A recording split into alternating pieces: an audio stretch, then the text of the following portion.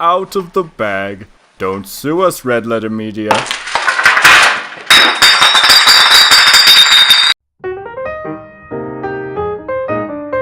Are you sure this is the right room? The butlers told us to come here. This doesn't look like the rest of the manor. Oh good, you guys are here. Who are you? Well, it's me of course, Harvard Wellington. Wellington? Like the Duke? No.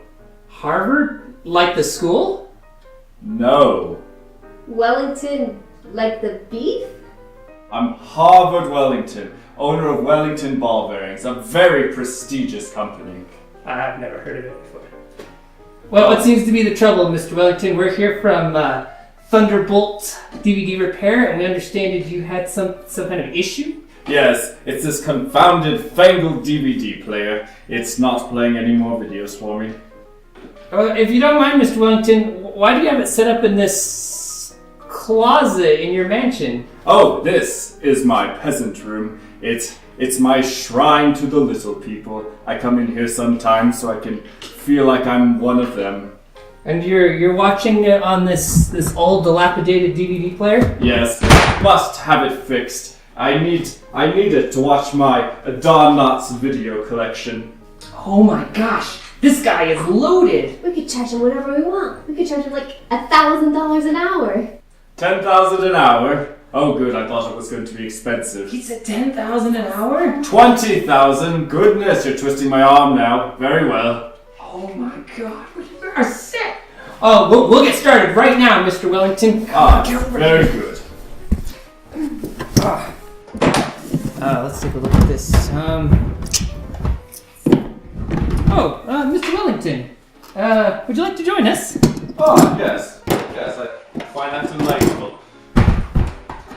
So, Mr. Wellington, seen the new Harry Potter movie? Harry Potter? No, but I did see that new Fantastic Beasts movie.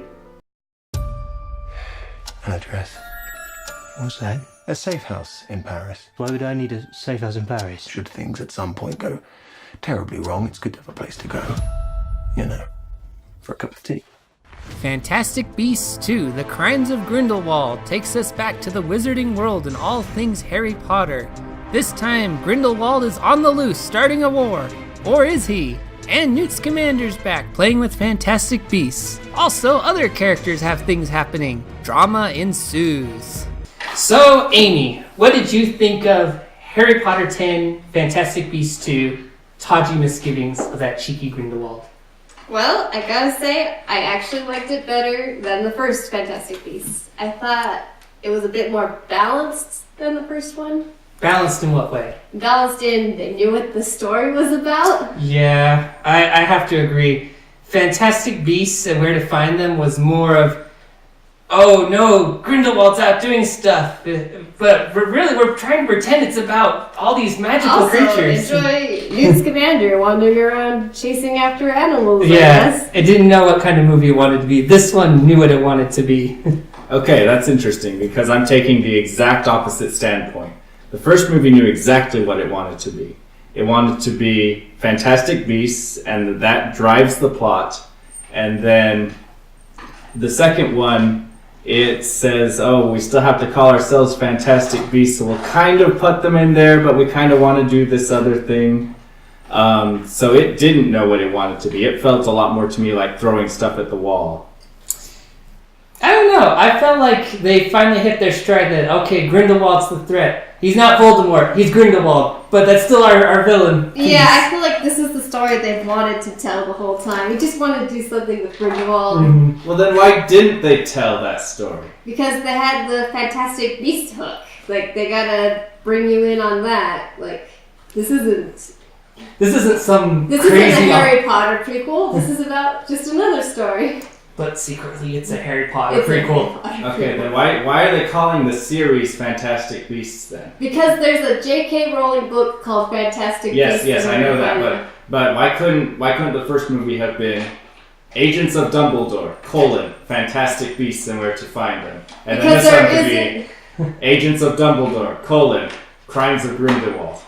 Because there isn't a book that J.K. Rowling has written called Agents of Dumbledore. She wrote a book called Fantastic Beasts, and they said, we're going to adapt that into a movie. There's some exec in Warner Brothers who says, it's only marketable if it comes from a book. You know, all the Harry Potter movies, they did great. They came from a book. The Cursed Child, we're never going to make that into a movie. It was a play, it did awful, everyone hated it. But this came from a book, and it's expanded universe stuff we can do without having to take too big of a risk. It's safe. And then if they like it, we can do more. We can do 5 more movies. We can make movies forever. See, they're going to keep calling each installment Fantastic Beasts, and by the 5th one, it's going to be Wizard War 2, and the only Fantastic Beast is going to be this magic dog that dies near the end to make you feel bad. Yeah, that's exactly what it's going to be. But that's how they market it, and that's how they know they're going to get the viewers. People will say, oh, this is familiar. They're treating their audience like they're idiots. Okay. And when you look at it through that frame, everything makes a lot more sense. Well, I don't want that. I want Fantastic Beasts. I liked the first one because it gave me Fantastic Beasts. It was a fun thing, and then the second one should have moved on. I don't know. I wanted Grindelwald. I wanted the big bad villain, and I was like, well, this is an interesting movie, but Grindelwald's just window dressing, and not very good window dressing at that. You're talking about Crimes of Grindelwald, right? No, I'm talking about Fantastic Beasts. Oh, because that's exactly how I felt Grindelwald was in Crimes of Grindelwald. I guess we should talk a little bit about his motivations, because that was going to be a big point of this review. The motivations of Grindelwald. What were they? Does anyone know? Does Grindelwald know? I think he wanted to take over the world. I think he was pulling a Voldemort. I think. Well, actually, I heard a theory that Voldemort was inspired by Grindelwald. I think. You think? That's just my opinion. Well, that's somebody else's opinion that I heard. I think. Well, from what I remember from the books, because I read the books. I don't know if you know this. I read the books. Yeah, I think I may have heard that once or twice. Their whole thing was about ending wizard secrecy by like making wizards the dominant. It's sort of like a Magneto situation. X-Men 2 all over again. Yes, and so Grindelwald's like trying to bring wizards into the open by subjugating muggles. Well, and you can get that vibe from his big speech at the end, but we're not spoilers yet, so we won't talk too much about that. But yeah, the idea that wizards on top, muggles on bottom. Mm-hmm. This movie makes me wonder why wizards aren't on top. Why that didn't just happen. It was the same problem I had with Black Panther. Yeah. If you have a race with superior technology, they're gonna be on top. I mean, it doesn't matter how benevolent they say they are. It only takes one warlord to come to power, and then the jig is up. They're the new white race. Well, I mean, if we're going into that territory, it kind of goes back to what I was saying with the first Fantastic Beasts movie. If you can just wave a wand in Manhattan, it's just fixed like that. Why don't you have wizards living on other planets? Why aren't wizards just going all throughout the universe using this immense power? They can wave a wand and the city's fixed. Why can't they wave a wand and build epic architecture? Go to vast unexplored realms. Like, where does it all end? Is it turtles all the way down? Reference. Now Harry Potter the Harry Potter series dodges this because it's following the story of a little wizard. Everything's already set up, and Voldemort is only barely starting to attack Muggles by the time it wraps up.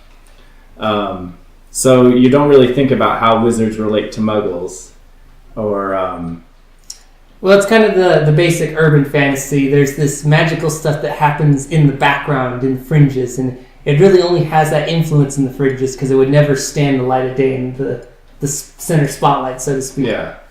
Whereas Fantastic Beasts is kind of saying, no, this is a huge epic civilization. Mm-hmm. And they're showing all these different ministries of magics in different countries. Really, not one of those ministries took on a radical approach like, no, we are going to talk to the Muggles in our country. Or no, we're going to conquer the Muggles in our country. Yeah. And then the whole prospect of, this is a little spoilery, they foreshadow World War II is coming up. And the wizards are like, oh, hey, we don't want World War II. That's kind of a bad thing. Well, if it's so bad, why didn't you stop it? I mean, it was a bad thing. The whole world was involved. A lot of nomads died. If you can wave a wand and fix Manhattan, why didn't you do that to Hiroshima?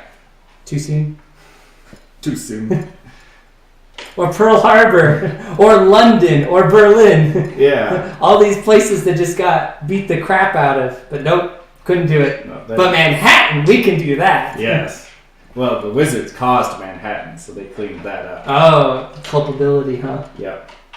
I don't know, we're getting too deep into the world building. Maybe a little bit. Okay, let's talk about the actual movie. So Grindelwald, what is he doing when he's on screen? Well, I feel like the whole point of the movie, the whole thing he was trying to do was he was trying to get credence because he wants credence. Credence is the MacGuffin. Yeah, so that is a very good. He is a MacGuffin. He just does nothing, but everyone looks for him. He's the tiny laboratory from Ant-Man and the Wasp. Yes. Yeah, he's what Grindelwald wants. So everything that Grindelwald does in the movie is in support of that goal. Mm-hmm. And that is pretty consistent through the movie. Like, maybe you don't know much about his overall goals, but if you look at it from all he wants is credence, then yeah, he's pretty consistent. But he doesn't really do anything. He escapes with some help.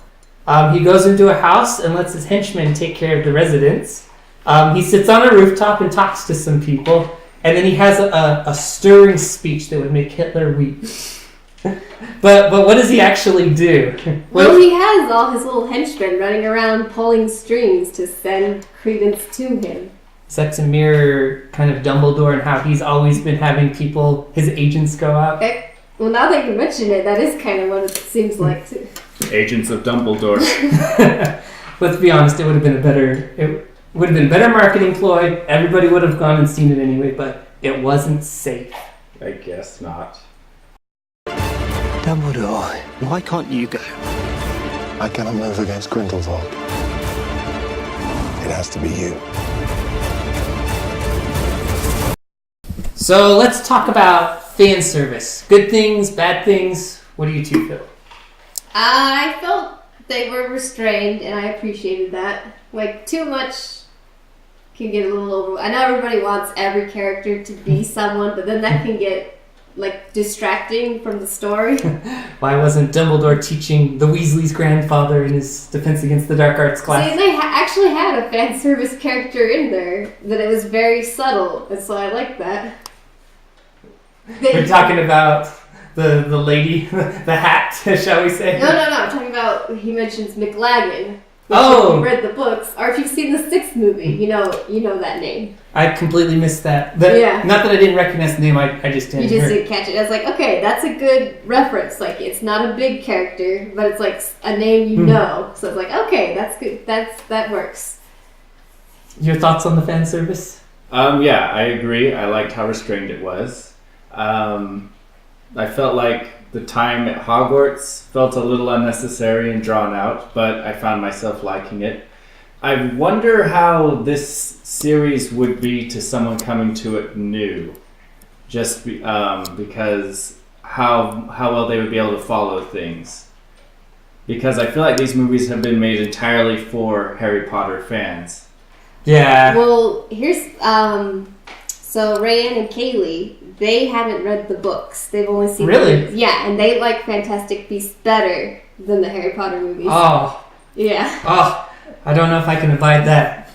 But again, they haven't read the books. They only know the movies. So I guess it is working at drawing in newcomers. Or do you mean people who've never even seen the Harry Potter movies? Yeah, that's more of what I mean, like people who aren't acquainted with the universe at all. But of course, there is a lot of stuff in these movies that's kind of like getting into deep Harry Potter stuff. Like Grindelwald is like barely a footnote in the 7th movie. I'm surprised they even killed him in the 7th movie. Like, Yeah. he actually gets cameo. Spoilers. If you haven't seen the other Harry Potter movies, they've been out forever now. Honestly. But yeah, that was a name that was popping up like in the very first Harry Potter book. That's true. Because, yeah, that was how they referenced Dumbledore, so powerful, he defeated Grindelwald. Who's that? You'll find out. He was a really bad wizard, okay? He may get his own movie series one day. Wizard Johnny Depp. Oh, say no more. Was he constantly drunk? Getting back to fan service, I liked it, and I always feel like they could use more.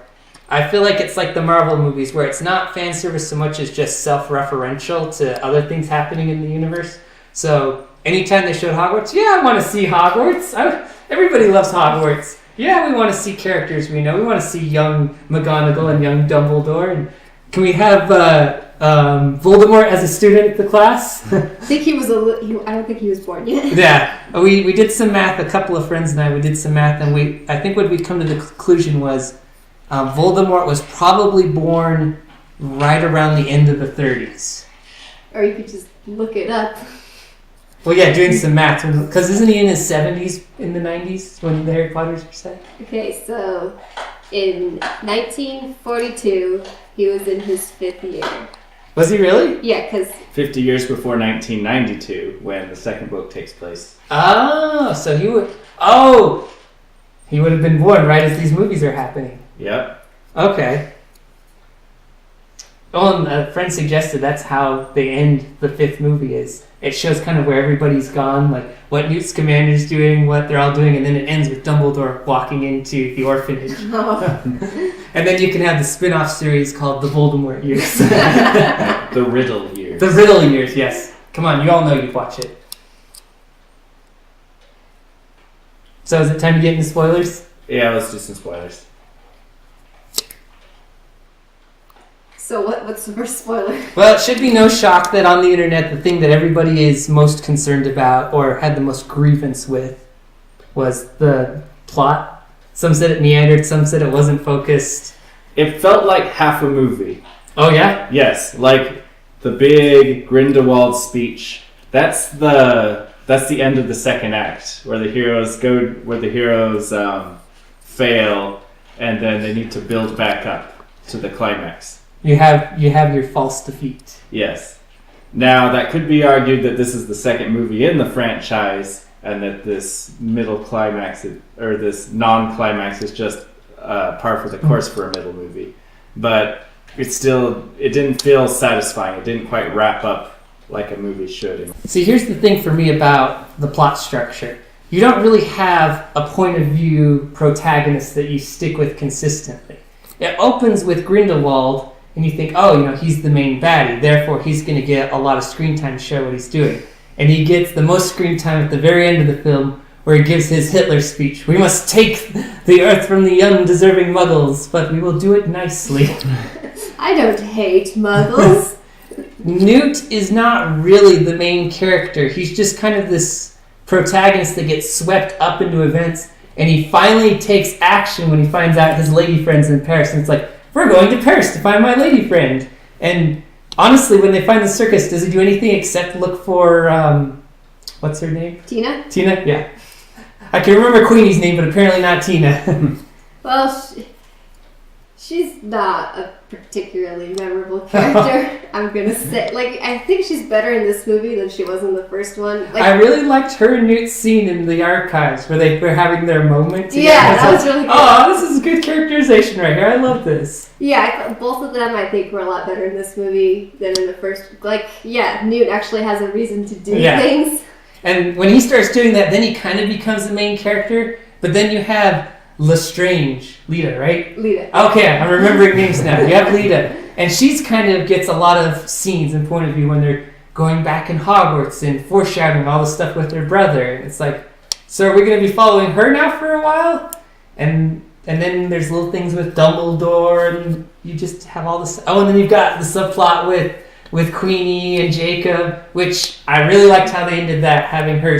I like that too. I felt like yes, they were setting that up the whole movie. Yeah. That had a really good payoff, and really brings home the second act, false to be like, no, what are you doing? But yes, you're doing it. So it's like, yeah, of all those plot lines, who's the main character I'm following? And it only kind of comes together at the end when you're like, oh, okay, that's why she's got this issue because of her brother dying on the boat. Okay, all that nonsense. Yeah. Structurally, it had some issues. It did. And there was every time it cut back to Credence. It's like, oh, this is boring. Do you want to talk a little bit about Credence and his favorite hat? Like, Nagini was so pointless. There was no point for that character to even be in this. You could have literally replaced her with a hat, and nothing in the movie would have changed. It would have been exactly the same. That is a bad character. See, my whole thought about it was, okay, the only reason I care about this character is because her name's Nagini. Exactly. If it had been anything else, it's like, okay, so there's this woman with her. And what does this add to the Harry Potter movies? Like, Nagini used to be a person, and now she's Voldemort's pet snake. The whole time I saw her running around with Credence, I kept thinking, watch out! Neville's got a sword! He's right behind you! It was so pointless, and I think it was just, kind of detracted. More fan service. Yeah. Pause for a second. I want to see how Battery Life's doing. It's still going. Okay. What did you think of Nagini? Yeah, I like our Nagini we wrote in our fanfic. Oh my. That is Nagini. This Nagini was so wrong. She didn't sound like a teenage girl at all. It's like, what is this lady's motivation? Why does she care about any of this? Like, okay, Credence rescued her from the circus, and she's going along with him. And then Credence goes with Grindelwald, and she's not going. Yeah. She's just there with them on the bridge at the end. Yeah. I guess. Remember this bridge, Nagini? You're going to die near here later, in like 60 years. Yeah, that was kind of annoying, and yeah, like we said earlier, Credence is just the MacGuffin. He wasn't. Well, and I feel like it kind of weakens Nagini the snake as a character, because, like, you especially get this from the books, that Nagini is a killer, and she's kind of smug about it, and she likes doing it, and she likes being with Voldemort. Mm-hmm. And this Nagini is just sort of a hat. I'm going to give you a hug because you just saw your nurse that raised you as a baby die. Oh, did you like that Grindelwald Credence hug? Hashtag Voldemort did it better. Okay. Villains awkwardly hugging people. Let's talk about the big spoiler, the one that made everybody go, the one that you're like, I call hacks. She said that in the theater as soon as the credits rolled. I call hacks. But so Credence is apparently a Dumbledore, supposedly, and why he was on a boat going to America, we'll never know. Well, they'll reveal that in the next 2 movies, so you better keep buying tickets. Yeah. But I can kind of forgive him for that but the books never said anything about but if they were trapped specifically by stuff only in the books, they wouldn't have a lot to go off of. So I can kind of forgive them a little bit, but I'll have to wait and see what they do with it before I decide if it's okay or not. I want to hear your thoughts because I have some of my own. Okay, I didn't like the "Who's the father?" Nia stuff. We're back to the race syndrome again. Yeah. Yeah, who's the parent? This went over great in Empire Strikes Back, so now every movie's got to do it forever. And do it way more poorly than Empire did. Well, there was a part of me that about halfway through the movie thought, are they going to make him somehow related to Voldemort? Yeah, that was my thought. He can't be a Riddle because the Riddles were Muggles. And I think I had seen some theories floating around that he was Slytherin. Like a descendant of Slytherin or something. And then you could argue, okay, that's going to feed into Voldemort's lore because he was doing this stuff with Grindelwald back in the day. And it would make sense that Nagini was his sidekick. Yes! Because he could talk to her while she's a snake or something. It's like, why can I talk to you while you're a snake? That's weird. It's like, I don't know. No one else has ever been able to talk to me while I'm a snake. Parsama!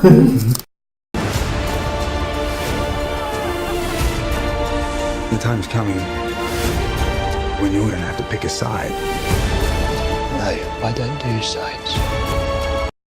So, I sat down with a friend and we had a conversation about this, and here's what she had to say. She said, the Dumbledore heritage is a red herring. He's not a Dumbledore. Well, I could also see them doing that too. Like, they're trying to really set it up like, no, it's real. Like, the Phoenix thing. That could easily, it's like, it was a legend. The Phoenix has always come to us. It's a legend, but it doesn't have to be true. Grindelwald setting that up. Like, I found this Phoenix, it's yours now because you're a Dumbledore. Yes. And because you're Dumbledore, you must hate him and destroy him for me. Mm-hmm. Yep. So we're of the conclusion that it's a red herring. He is not a Dumbledore. We don't know where he is. He could be related to Voldemort after all. See, I don't credit the writers with being that smart, or I don't credit them with taking their audience that seriously. So you don't think it's a red herring? Yeah, it's like the whole 12 parsecs thing. There was some nuance to that statement when it was first made, but they said, no, let's take the simplest possible interpretation and run with that. Same thing here, like, oh yes, there might be some nuance to this, there might be some trickiness going on, but no, he's a Dumbledore. Let's take the simplest possible interpretation. Dang it. I liked my interpretation. It gave me some hope. Although, you never know, like, paradigm shift between movies, new writers come on, so That's true. this idea, that was stupid, we're retconning that. Forget that! That's old news! I guess we'll have to see what Harry Potter 13, Fantastic Beasts 3... No, is it Yeah. Harry Potter 11? 11, yeah. Yeah. Harry Potter 11, Fantastic Beasts 3 has to say about... Well, and maybe that's why I didn't like this movie, is it put too much on the next movie. Yeah. That's the same reason why I wasn't the biggest fan of Pirates of the Caribbean 2, which I've actually come to appreciate that movie a lot more, but at the time it's like, it's a middle movie. It's Back to the Future Part 2 all over again. So, Amy, would you recommend Fantastic Beasts 2? Electric Boogaloo. Electric Boogaloo. I would, if you like the first one, it's probably, like, you might like this more or less, but you'll still probably like it. It does, leave a lot to, like, come see the next movie. But I feel like it is pretty well self-contained for the things that it sets up within the movie. And I think they did have a lot of fun with the magic, and a lot of the characters are a lot better in this one. So, yes, go see Fantastic Beasts, Crimes of Grindelwald. I'll recommend it too. It is a lot better than the first one. Not necessarily because the first one was bad, but just because it's going in the right direction. If you like Harry Potter, you'll love it. Go and see it. You're doing yourself a favor. I recommend it, but kind of didn't like it as much as the first. It does a lot of things really well. I love the magic of it, but didn't quite do it for me. If nothing else, see it so you'll understand the third one. Yes, because there's going to be like 5 of these before it's all over.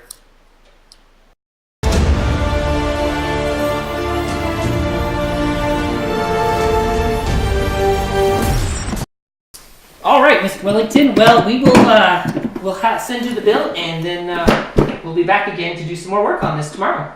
So it's not ready? Oh, no. See, an older model like this, we gotta get the right parts for it, and that could take, weeks, and then installation is it's very delicate. I mean, we could drag this on for another 150 episodes. 150 days worth of repairs. But I want to watch my Don Knotts films. Well, I mean, you've got that big theater. Why can't you just use that? It doesn't have a DVD player. Only takes Blu-rays. Well, we might be able to speed it up for a little bit of a bump in our hourly pay. Fine, let me get my checkbook. Oh man, we are going to be so rich. We can milk this guy forever. We're gonna be doing this forever and ever and ever. There will be no end in sight to when we are not going to be at this guy's house fixing his DVD player. Hey Pierre, get the shotgun. Oui, monsieur. Oh, we gotta get out of here.